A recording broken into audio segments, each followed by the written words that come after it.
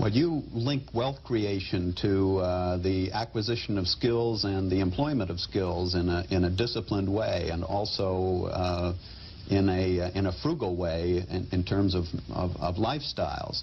But others would attribute the generation of poverty, the obverse of wealth, to colonialism, imperialism, exploitation, economic exploitation. How do you handle those arguments? Well, insofar as those arguments are meant seriously, you can simply look at evidence.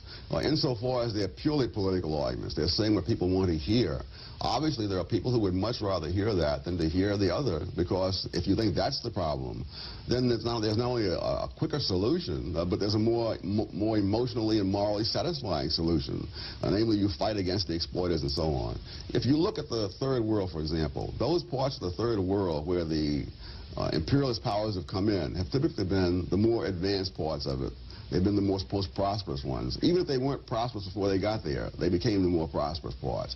Those parts of the Third World that the imperialists have never touched are, almost without exception, the very poorest places on this earth. So you don't find any explanation for poverty and colonialism? The reverse, perhaps?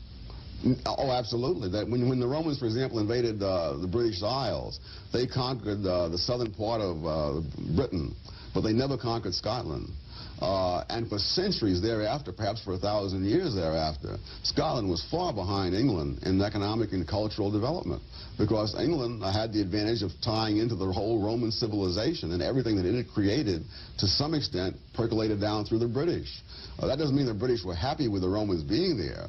You know, 1,000 years later, Churchill could say, we owe London to Rome, but that's 1,000 years later, and Churchill didn't have to go through what those people went through.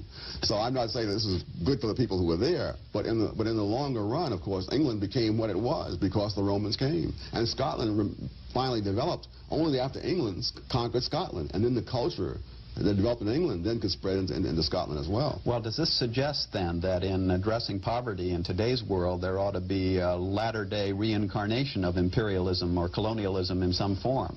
No, because I think politically it's impossible. I hear from various parts of some independent nations, they say that they were better off under colonialism and so on. That isn't in the cards.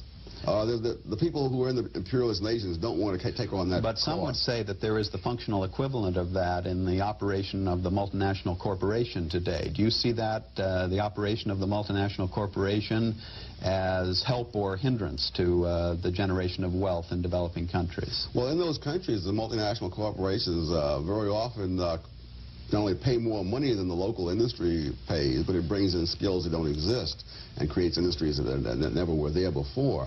To that extent, I think they are a source of the transmission of international human capital. To that extent, yes.